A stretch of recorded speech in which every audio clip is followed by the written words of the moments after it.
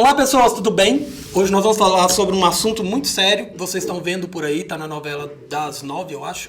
E é um assunto que já tem um tempinho assim na minha cabeça, sabe? Que já permeia meus pensamentos, já tem um tempo que eu vi quando eu fiz uma matéria só sobre um assunto. E agora tem os dois. Hoje eu queria falar muito sobre dependência tecnológica e nomofobia.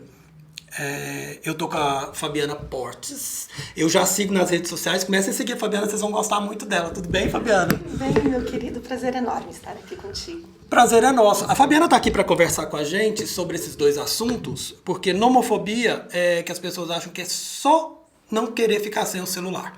E é bem mais longo, né? Isso, bem mais sério.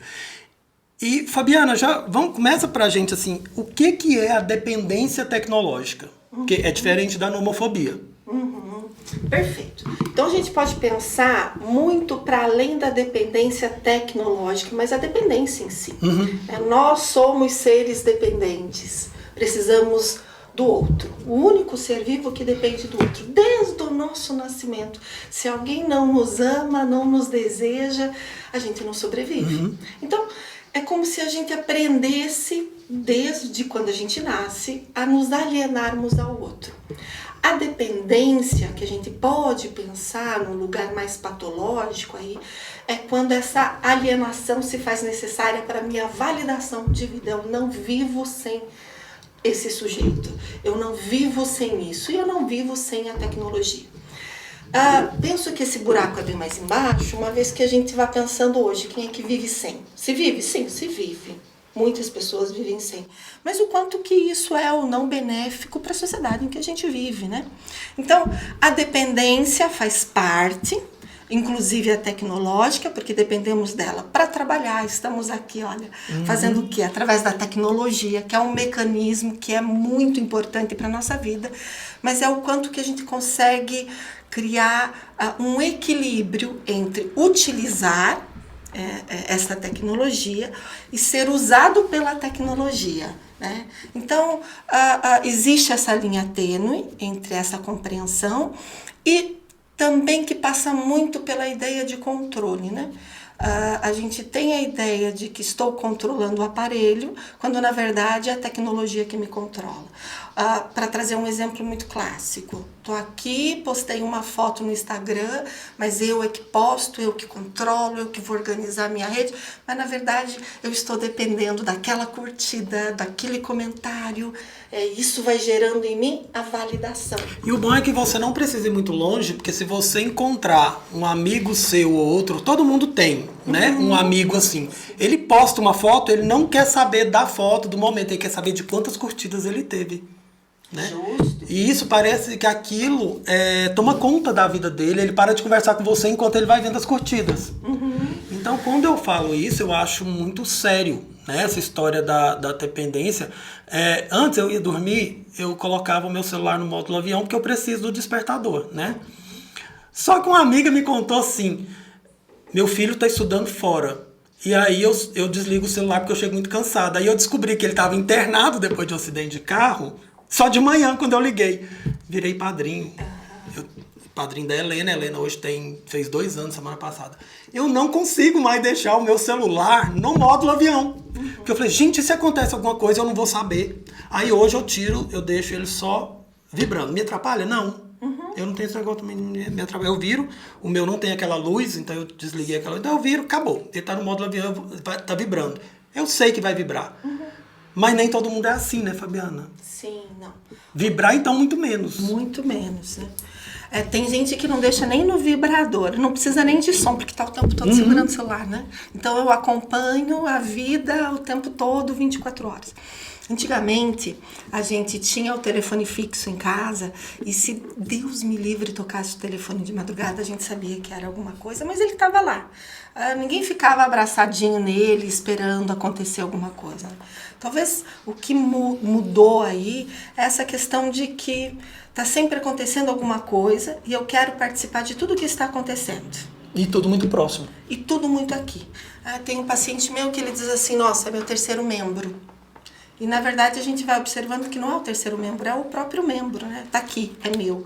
E aí a gente vai novamente fazendo uma alusão aqui à questão do capitalismo mesmo, que a cada dia sai um modelo novo, uma câmera melhor, um som melhor, mas o quanto que você utiliza isso para o teu prazer, mas não um prazer egóico, que a gente vai pensar aqui num gozo parasitório, de que não vivo sem isso, é compreender que eu vivo sem e que eu preciso colocar um limite. Mas me parece que hoje em dia as coisas estão muito sem limite, né? A gente não consegue estipular limite para tudo.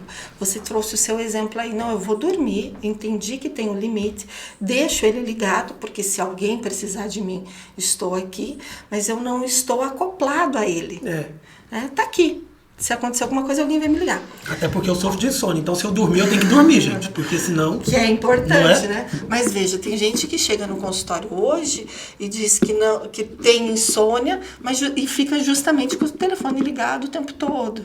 E as informações estão aí, né? Eu não sei bem se é informação o termo, mas se você ou está nas redes sociais, ou está no Google, ou está pesquisando alguma coisa, ou está lendo comentário de alguém que postou alguma coisa, mas você não se desliga. E por que eu não me desligo? Eu acho que talvez a pergunta passa mais por aí, né? O porquê que essa dependência está tão grande? Tem uma mãe que chegou outro dia, algumas mães, né? E aí elas me falaram assim, meu Deus do céu, conversando sobre isso. Meus filhos, desde pequenininho, eles não largam o celular, não vivem sem. E aí quando a gente começa a fazer uma investigação, você percebe que deu 2, 3 aninhos, está lá. A criança com... Como que é o nome? Tem o celular e tablet. Tá aqui, vamos ver uma dinâmica aqui, um desenho disso, um desenho daquilo, né? Então a gente influencia nossos filhos desde pequenininho a isso. E depois a gente reclama quando tá na adolescência. Depois a gente acha que é muito. Mas o quanto que esse suporte, que é importante, essa troca familiar, também influencia nessas dependências que a gente vai tendo pela vida. A dependência é sempre uma substituição. Se antes eu nasci era dependente de mamãe, de papai, de mamãe e papai que eu digo como função, aquele que me acolheu, que cuida de mim, pode ser a avó, o cuidador, enfim. Se eu dependo desse outro, hoje eu dependo de um mecanismozinho aqui para me dar notícias do mundo, para dizer como eu me comporto, para que influencia totalmente a minha vida, trazendo regras e tudo mais. Fabiana, e a questão da nomofobia, que eu perguntei para você se são formas diferentes, porque eu entendo como formas diferentes. A nomofobia é estritamente relacionada ao celular. Então é aquela pessoa que realmente não é uma dependência tecnológica. Porque o menino da novela, ele é dependente dos jogos, na verdade. Tem uma especificidade, né? Agora, eu percebo que lá, por exemplo, assim, faltou um pouco mais de interação. Mas a gente entende que também que é novela, então não dá para aprofundar muito. Mas ele já chegou ao ponto de agredir a família quando alguém... Não precisa nem desligar o aparelho, o celular, o computador. Mas ele agride a partir da hora que a pessoa tenta interferir ali. E aí é onde você realmente percebe que é quase uma abstinência. E a gente tem que levar isso muito a sério, porque se pensa assim, o drogadito, o usuário de droga precisa se tratar. Mas conforme a minha dependência, a minha compulsão ao celular, por exemplo, também preciso me tratar. É a mesma coisa. Compulsão alimentar, compulsão à pornografia, compulsão à droga, é tudo a mesma coisa. É quando o sujeito não consegue fazer outra coisa a não ser aquilo. A agressividade, Freud nos ensina isso no Mal-Estar da Civilização, é inata ao ser humano. Todos nós somos agressivos. Ao longo da vida a gente vai nos domesticando. Mas a agressividade vem por quê? Porque tira algo de mim. Se eu pegar um sujeito que é usuário, sei lá, de crack, tirar a droga dele, a primeira coisa que ele vai ter é um surto e vai querer da mesma forma. O jogo, da mesma forma. Na novela, ele está falando mais do jogo, né? Mas a gente vê adultos se relacionando assim com a rede social, né? E aí a gente tem milhões de exemplos do quanto estamos o tempo todo conectados e necessitados disso. Então, para o nosso organismo, a compulsão ela vai funcionar da mesma forma, do mesmo jeito. A gente substitui uma compulsão pela outra. E pensando aqui nessa substituição, é preciso que a gente pense lá atrás, na nossa infância. Quando a gente fala em nomofobia, fobia, o que é uma fobia? É o medo de algo que, via de regra, inicia na infância. E esse medo de algo é como se a nossa psique, ela desse um jeitinho de... é uma resposta. A resposta é um sintoma e uma resposta a um trauma. E trauma, a gente vai pensando, em trauma, algo muito terrível. Trauma, todos nós somos traumatizados. Em algum momento da vida aconteceu algo com aquele sujeito que ele teve que lidar com a falta e aí ele se sentiu num desamparo total. E aquilo é marcado para a pessoa. Ficou marcado ali aquele desamparo. O sujeito não sabe lidar com a falta. Então ele vai procurando coisas, pessoas que tamponem essa falta. Eu posso procurar, por exemplo, me alimentar demais e aí a gente vai chamar de ansiedade, parará, e ter uma compulsão alimentar, porque eu quero tamponar um vazio que está dentro de mim, porque lá atrás eu não soube lidar com esse desamparo. E pode ser uma coisa... porque é da subjetividade, uma coisa do cotidiano. De repente, mamãe e papai antes me amavam, eu era importante para mamãe e papai, e de repente tiveram um filho e eu não soube lidar com aquilo. É meu irmãozinho, mas eu não soube lidar. Para mim, eu fiquei num desamparo. Então, tudo nos traumatiza. A melhor maneira de não traumatizar um filho é não tendo. Tudo vai me traumatizar. Mas como eu vou lidar com aquilo sem um suporte? A gente estava falando anteriormente desse suporte. Esse suporte é o quê? Eu compreender que eu preciso ter um investimento narcísico, que isso acontece lá atrás na minha infância, quando eu me sinto suficiente para as minhas primeiras relações. E quais são as minhas primeiras relações? Papai e mamãe. Agora, pensa só no cenário, onde é uma família, todo mundo tem suas tarefas, está todo mundo ali trabalhando, e aí vem a criança do meu lado, eu olho e falo, agora eu não posso, tá aqui o tablet, se divirta, né? Ela vai lidando com aquilo, e aquilo vai tamponando uma falta para ela. Então, da mesma forma que chega na adolescência, eu vou reclamar do meu filho, porque ele não está presente na família, eu não compreendi que eu também tenho responsabilidade desde o início.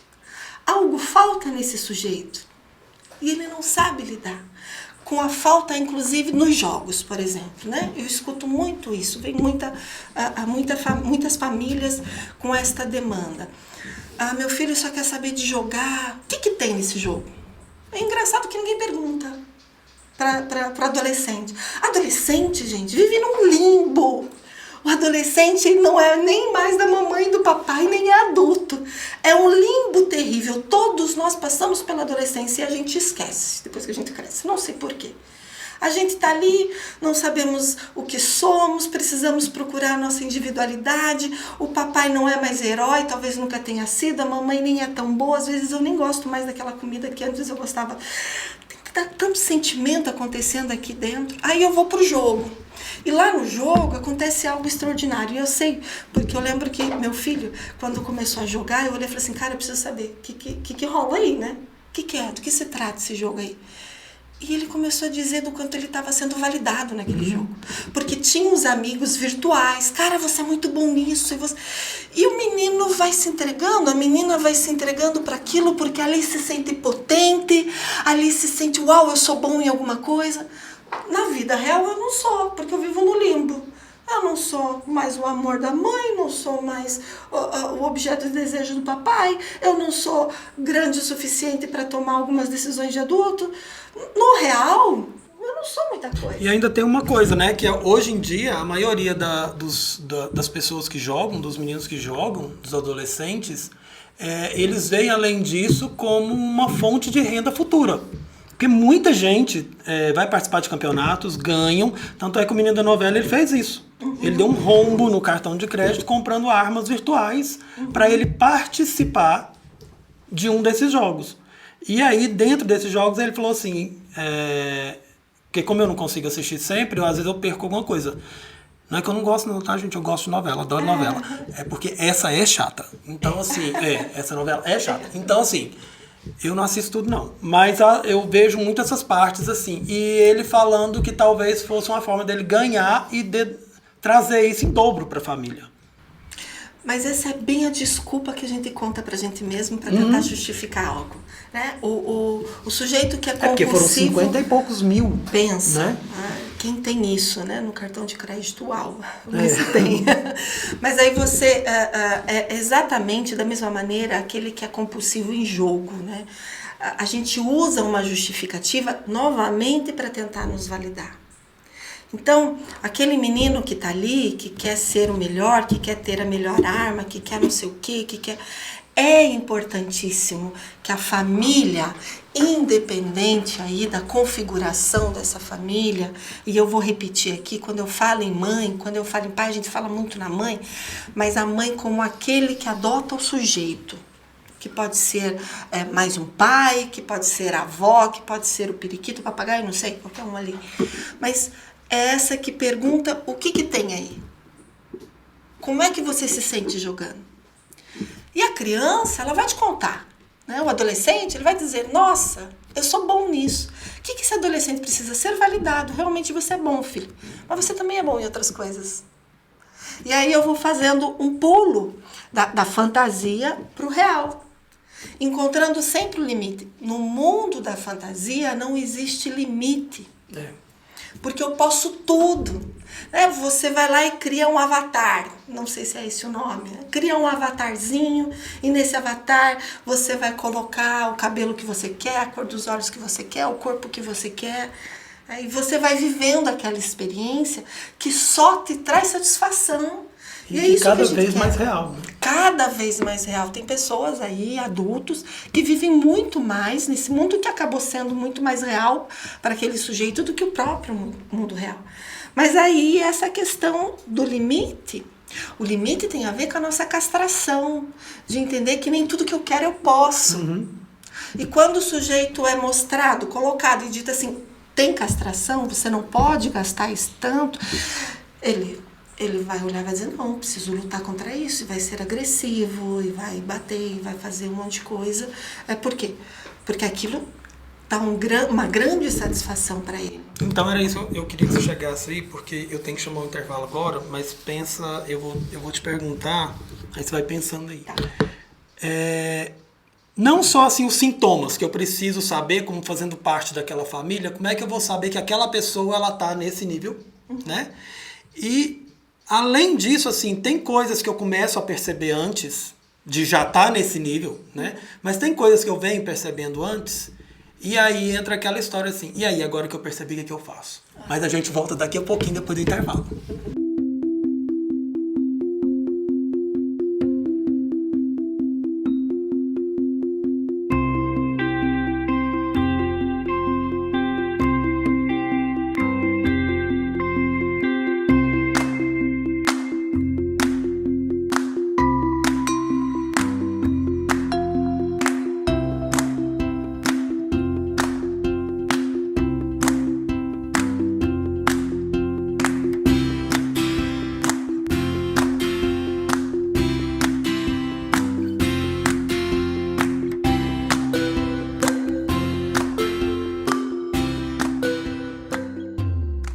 Fabiana, estou aqui com Fabiana, psicóloga, psicanalista, gente. Siga-me, Fabiana, nas redes sociais, vocês vão adorar as postagens da Fabiana.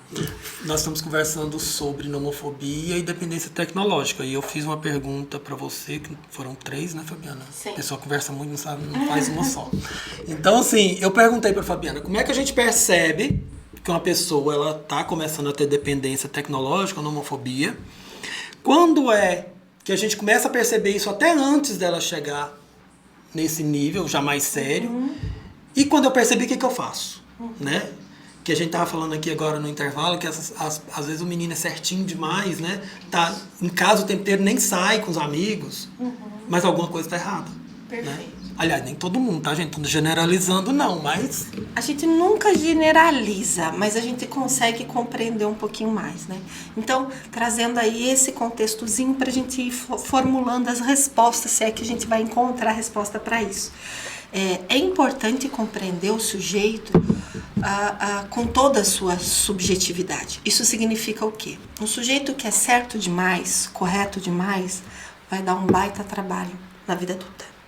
Então, quando chegam para mim assim, esse meu filho é perfeito, nossa, que todo certinho, minha filha é toda certinha, a filha que eu sempre quis. Opa, por que a gente precisa já ficar em alerta nesse sentido? Porque se eu sou certo demais, eu estou ocupando um espaço de desejo do meu pai e da minha mãe. Vai me escapar de alguma maneira. Vai me escapar. E, de repente, eu vou encontrar com alguém enquanto meus pais estão dormindo via, sei lá, WhatsApp ou, enfim, de madrugada. E aí é que mora o grande perigo. É entender que a criança, ela vai crescendo, vai se tornando adolescente e ela vai achar ruim, vai brigar, e isso é saudável. Então, vamos pensar um ambiente saudável familiar. Um ambiente saudável familiar é quando a família se reúne para falar mal da vizinha, discutir sobre o jornal, para falar descobrir sobre que a grama do vizinho ela é verde porque ela é sintética, não foi plantada. É por isso, né? Olha o quanto é importante as conversas. Mas você sabia que tem outra coisa que eu prefiro, esse negócio da grama, que todo mundo fala assim, porque a grama do vizinho é mais verde que a gente. Não, é porque a do meu lado tem mais festa. É perfeito, porque aí eu vou pisotear mais e aí logo vai virar uma lama de vez em quando. Mas é entender aí a minha relação familiar como algo, o que une. Né? Se eu trabalho, e hoje em dia todo mundo trabalha, né? Hoje em dia e sempre, né? Das 8 da manhã até as 8 da noite, em que momento eu vou estar com a minha família?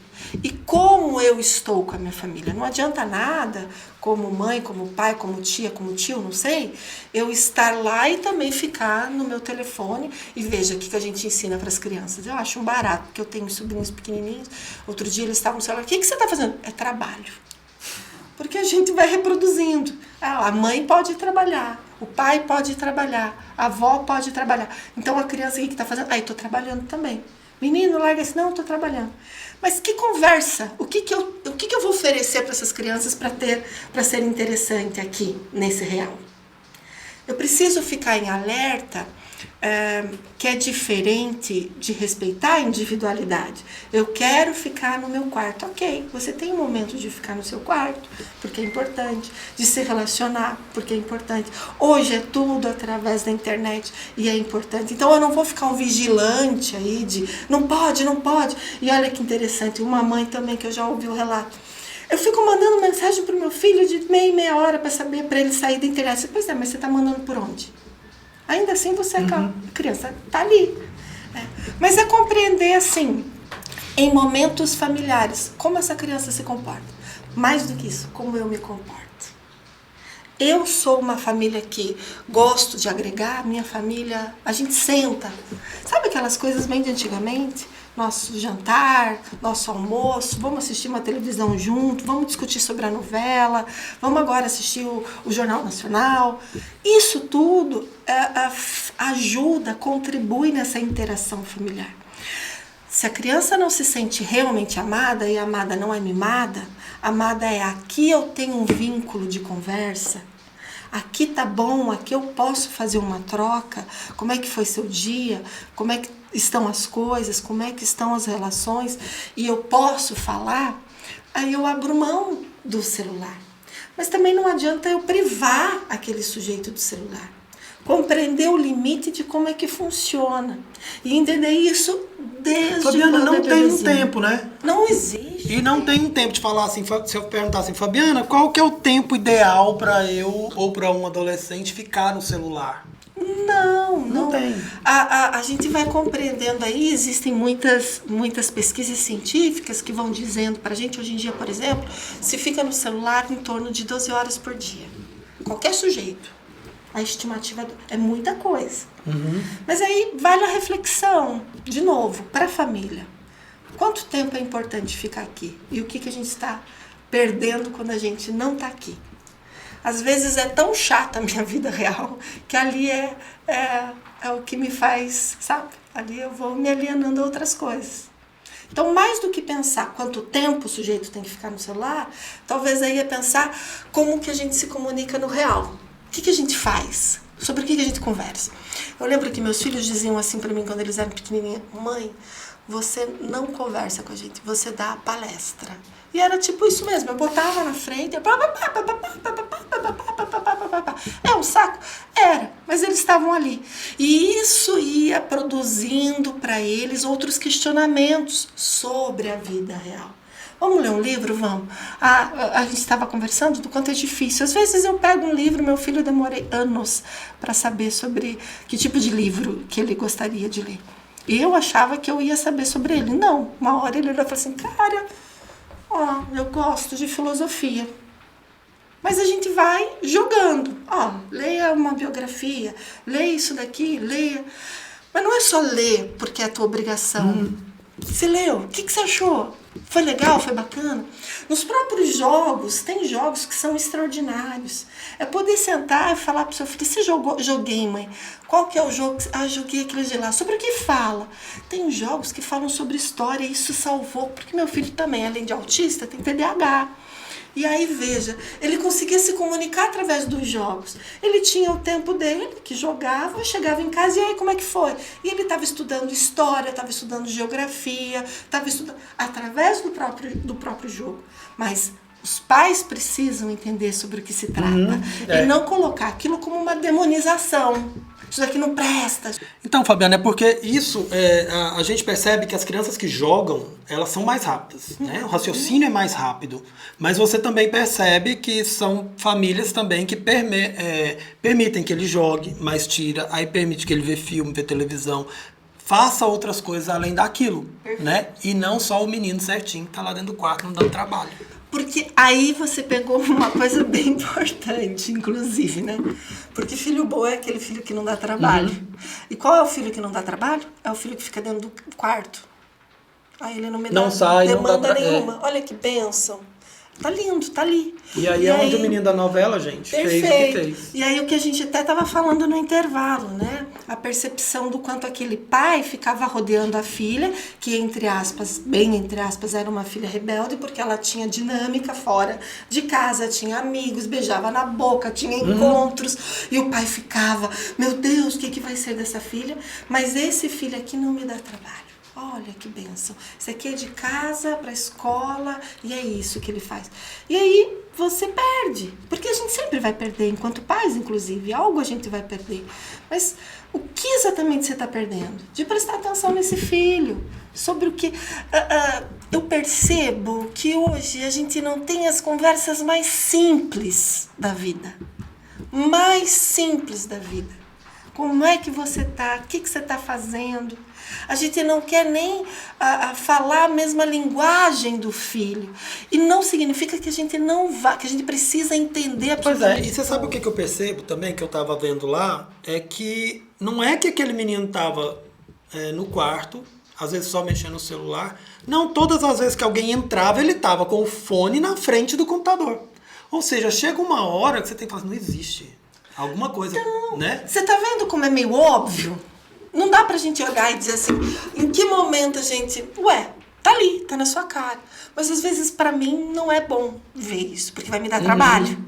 Aí a minha responsabilidade enquanto família. Qual é a minha função nessa família? E se colocar nessa função paterna e materna é entender que você vai ter que ser chata, muitas vezes. Mãe é aquele sujeito que vai repetir 10.459 vezes: sai daí, menino, faz isso, menino, faz aquele outro, menino. Na minha cidade a gente chama piá, né? Piazada, esse piá que vive aí, esse piá que não sei. Limite. E o limite ele é colocado na repetição dos pais. Só que isso dá um baita trabalho, porque às vezes você tá cansada, tem o teu dia a dia, aí você chega lá e, tá bom, tá quietinho, que bom, não tá me incomodando. A criança pequenininha tá que o tablet não tá me incomodando. Criança precisa incomodar, filho incomoda. E como nosso tempo tá acabando, eu preciso te perguntar assim, e aí agora, Fabiana, que eu percebi? Eu percebi que tem alguma coisa errada. Talvez eu não tenha percebido a dependência em si, mas eu percebi que ele está mais agressivo, ou alguma coisa ali está errada. O que eu faço? Eu já vou... Porque, gente, eu falo assim que eu adoro psicólogos, porque eu sou uma pessoa que faz terapia há 20, 25 anos, eu acho. Em momentos da minha vida, foram reviravoltas, assim, que me ajudou muito. Então eu sempre falo assim, é a hora de procurar talvez um psicólogo, é a hora de pôr esse menino, então, confrontar esse menino, de alguma forma, essa pessoa, esse adolescente, que eu percebi já. E aí, o que eu faço? O confronto nunca é tão bom, porque é como se fosse uma espécie de acariação, né? É compreender que, em que momento que eu sei que não tem jeito, eu preciso olhar e falar, isso daí tá normal. Quando isso impede o sujeito de viver outras coisas. E pode ser em coisas bem pequenas, como, por exemplo, a gente sentou para almoçar e a menina tá lá no Instagram. Opa, você deixou ou não está socializando para poder socializar aqui. Então, o alerta já está colocado. Em relação a jogos, o quanto que não participa da vida do real. E impede, inclusive. Não vou sair agora porque eu tenho que terminar meu jogo. Não, eu não vou fazer não sei o quê porque eu tenho que postar essa foto. São pequenas e é sempre uma linha muito tênue. Mas eu olhei, prestei atenção, eu vou conversar com meu filho. O que está rolando? O que está acontecendo? Vamos procurar um profissional? O que você acha? Hoje em dia a gente tem grupos, gente, pra vocês verem como isso é sério. Nós temos grupos para a família, de terapia para a família compreender e saber como lidar com a agressividade. Fabiana, e nessa hora eu preciso ter alguém dentro da família que às vezes tem um pouco mais de voz ativa. Precisa. Aí a gente vai chamar de... não é uma questão machista, mas aquele que faz a castração, né? O nome do pai. Não que seja o pai, mas aquele que interdita. Não, porque eu tô te perguntando isso porque teve uma hora que a família foi para um sítio. E chegou lá, não tinha internet. Ele fugiu. Só que quando eles acharam ele desesperava. Ele não deixava ninguém falar, até que o pai falou mais alto com ele e deu ordem, como se fosse uma ordem de comando. Aí ele calou e entrou no carro. Ou seja, aí eu percebi e falei assim, olha, ele não tá tão assim. Precisa de um comando de alguém.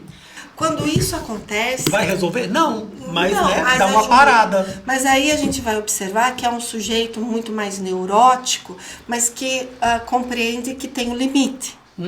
Alguém ele respeita. Mas quando a gente pensa num sujeito psicótico, por exemplo, ele não vai ter limite. E aí sim a gente vai pensar numa interdição mais profissional, a gente vai pensar numa interdição, inclusive existem clínicas que falam aí, como que diz? Desconstruir não, desintoxicar e por aí vai, né? E então, isso é igual quando é uma dependência igual. Uma dependência química. Exatamente igual. E aí, nesse caso, também a pessoa precisa querer. Sempre. Sem o querer não acontece. Não tem como a gente forçar ninguém a nada. Muitas vezes o sujeito tem que perder muita coisa. Muito. Ele vai perder o amor da mãe, o amor do pai, o amor dos amigos, ele vai perder muito. O que causa um outro grande problema.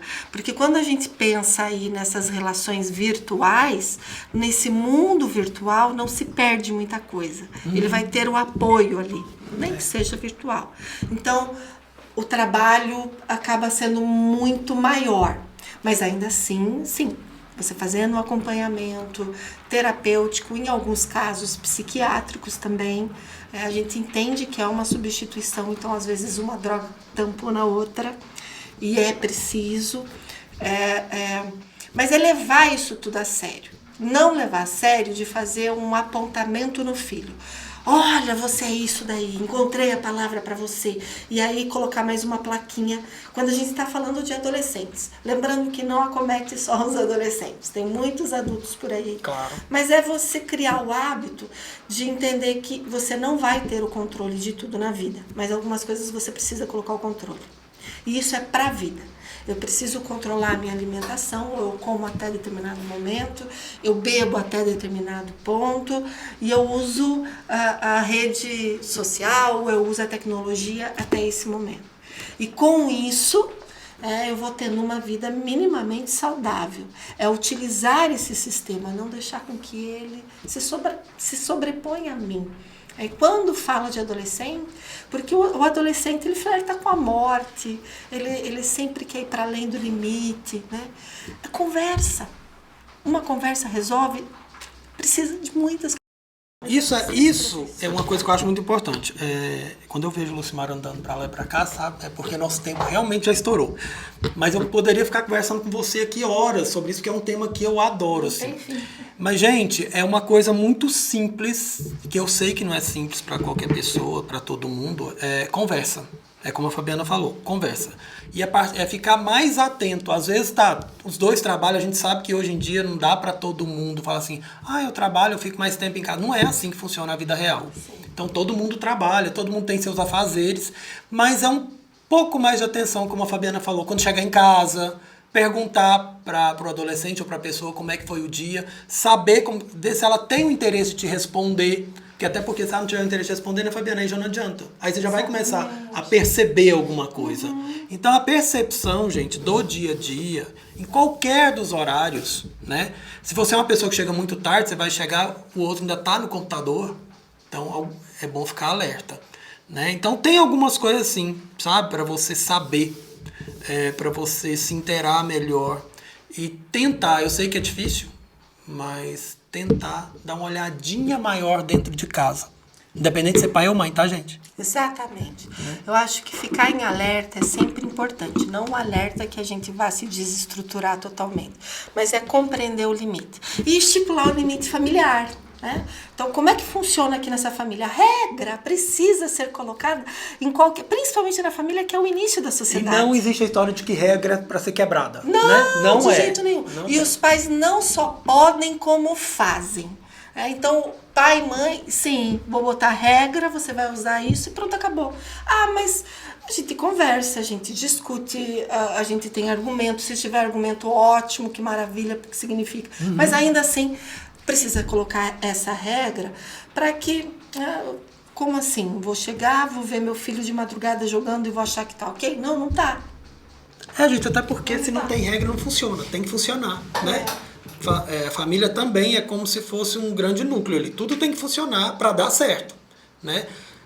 Igual eu falei, eu podia ficar horas aqui conversando porque eu adoro o tema, mas Fabiana, infelizmente o nosso tempo já está estouradíssimo. Adorei receber você aqui, né? Eu comecei a seguir a Fabiana, vejo muita coisa dela, acho muito legal. Então, queria muito te agradecer. E eu sei que a gente tem muito mais coisa para falar. Quero te convidar de novo para vir ao programa. Nós vamos organizar isso de novo, porque a agenda é complicada. Mas quero a Fabiana aqui de novo, conversando com a gente. Delícia, será um prazer. Eu acho que tem muitas coisas, porque tem muitos desdobramentos dessa conversa. Gostaria só de deixar bem claro aí para a família que está escutando, inclusive se perceber quanto tempo eu estou aqui, quanto tempo eu estou ligada à tecnologia, qual é o limite que eu dou para mim, para depois pensar nesse outro, né? E colocar esses limites que são necessários. Autoritarismo é diferente de autoridade. Eu ter a autoridade de dizer até que vai e depois não passa é uma coisa. Com muita conversa, com muito diálogo, com muito entendimento, para promover discursos amorosos dentro da família e não com autoridade, que aí é outra coisa, porque aí vai gerar mais violência, mais agressividade. E quando chega no consultório, aquela briga toda da família. E se for adolescente, ele vai mudar daquilo que ele gosta, ele já vai fazer de pirraça. Né? E aí é onde ele vai fazer, não, vou fazer agora para provocar. Também. E aí é onde você perdeu, né? Então, assim, por isso que a conversa é boa. Tem que conversar assim, não gritar. Gritar não adianta nada, é conversar. Gente, de novo, adorei ter a Fabiana aqui. Esse é um assunto recorrente, a gente tá vendo por aí. Então, assim, quero trazer outras vezes. Fabiana, obrigado. Eu gostei muito da nossa conversa e eu aguardo vocês no próximo programa.